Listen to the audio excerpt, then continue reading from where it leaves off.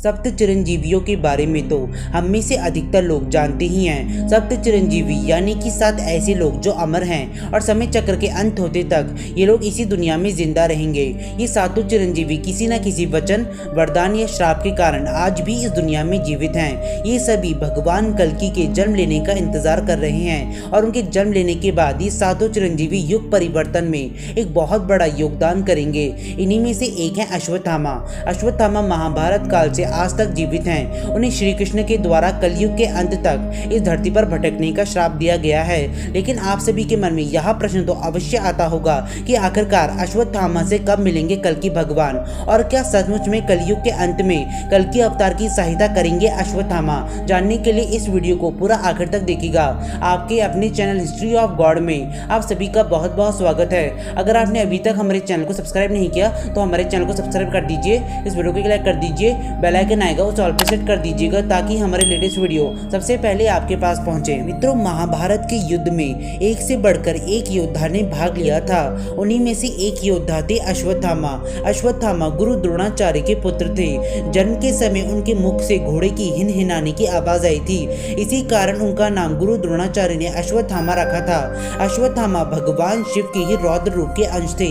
महाभारत युद्ध के अंत में भीम द्वारा दुर्योधन की जांघें तोड़ने के बाद जब दुर्योधन अपनी अंतिम श्वास ले रहे थे तब दुर्योधन और अश्वत्थामा के बीच वार्तालाप हुआ था और तब अश्वत्थामा ने कुकर्म नीति बनाई, जिसके चलते उन्होंने एक रात पांडवों के शिविर में प्रवेश करके पांडवों की हत्या करनी चाहिए, जिसका पता श्री कृष्ण को पहले ही चल गया था और तब वे समस्त पांडव भाइयों को अपने साथ किसी विशेष कार्य से ले गए थे। तभी पीछे से अश्वत्थामा ने शिविर में प्रवेश करके पांडवों के पुत्रों को पांडव समझकर उनकी हत्या कर दी और साथ ही साथ अपने पिता गुरु द्रोणाचार्य के हत्यारे यानी धृष्टद्युम्न का भी वध कर दिया।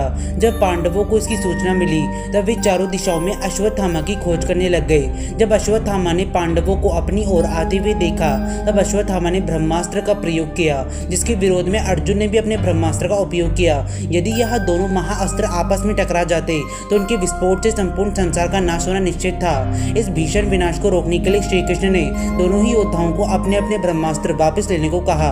अर्जुन ने तो अपना ब्रह्मास्त्र वापस ले लिया, परंतु अश्वत्थामा को इसका ज्ञान नहीं था। इसी कारण अश्वत्थामा ने ब्रह्मास्त्र को उत्तरा के गर्भ की ओर मोड़ दिया।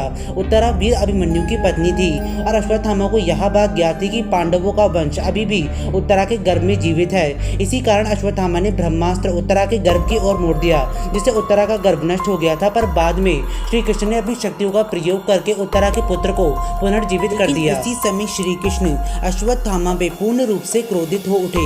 उन्होंने अश्वत्थामा को श्राप दिया कि तुम अपने शरीर पर अनगिनत घाव लेकर कलयुग के अंत तक जंगलों पर ही भटकते रहोगे, परंतु तुम्हें मृत्यु तक नसीब नहीं होगी। इतना भयंकर श्राप देने के बाद श्री कृष्ण ने अश्वत्थामा के मस्तक की मणि को भी छीन लिया था। यह मणि अश्वत्थामा को दैव्य तेज और दैव्य शक्तियां प्रदान करती थी, किंतु मणि निकल जाने के बाद अश्वत्थामा की सारी शक्तियां, उनका सारा तेज क्षीण हो गया था। जब तक यह मणि अश्वत्थामा के पास थी, अश्वत्थामा को परास्त कर पाना बहुत ही ज्यादा कठिन था। ऐसे भयंकर श्राप को लेकर अश्वत्थामा वहां से चले गए थे। परंतु अब सोचने वाली बात यह है कि महाभारत के युद्ध में तो अश्वत्थामा से भी बड़े बड़े पाप करने वाले लोग मौजूद थे, पर इन समय केवल और केवल अश्वत्थामा को ही इतना भयंकर दंड क्यों मिला? तो इसकी जानकारी हमें हमारे पुराणों में मिलती है। हमारे पुराणों के अनुसार जब कलयुग अपने अंतिम समय पर होगा, कलयुग का राक्षस कलिपुरुष चारों दिशाओं में अधर्म फैला रहा होगा, तब भगवान विष्णु के अंतिम अवतार कल्कि अवतार जन्म लेंगे और उनकी सहायता हेतु 7 चिरंजीवी योद्धा कल्कि अवतार के साथ आएंगे, जिसमें से एक चिरंजीवी होंगे अश्वत्थामा। वहीं दूसरी ओर हमारे पुराण बताते हैं कि अश्वत्थामा को इतना भयंकर श्राप देना मात्र एक जरिया था, परंतु भगवान श्री कृष्ण का उद्देश्य तो कुछ अन्य ही था। कलि पुरुष चारों युगों में सबसे अधिक शक्तिशाली राक्षस के रूप में जन्म लेगा, जिसके अंत हेतु कई प्रकार की महाशक्तियों की आवश्यकता पड़ेगी।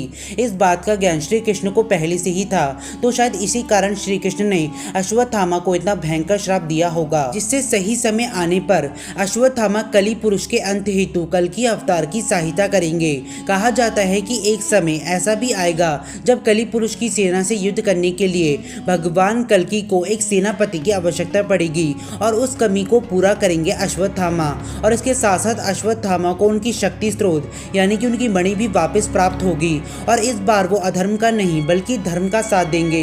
यही एक कारण है जिस कारण कारण हनुमान जी और परशुराम जी जैसे योद्धा आज भी अजर अमर हैं। मित्रों, अब आप में से बहुत सारे लोगों के मन में यह प्रश्न आ रहा होगा कि अश्वत्थामा ने तो महाभारत के युद्ध में कौरवों की ओर से युद्ध किया था, अर्थात अधर्म की ओर से युद्ध किया था, तो वे कलयुग के अंत में कली पुरुष का साथ भी तो दे सकते हैं। तो मित्रों, मैं आपको बता देता हूँ कि ऐसा कुछ भी नहीं होगा।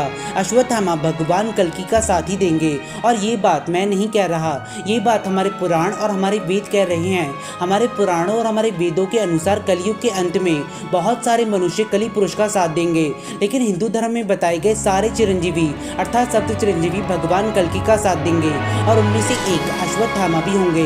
तो इसे यह बात स्पष्ट हो जाती है कि भगवान कल्कि की सहायता अश्वत्थामा भी करेंगे। मित्रों, आशा करते हैं आप सभी को हमारी यह वीडियो पसंद आई होगी। यदि पसंद आई है तो वीडियो को लाइक और चैनल को सब्सक्राइब जरूर कीजिएगा। आप सभी का धन्यवाद।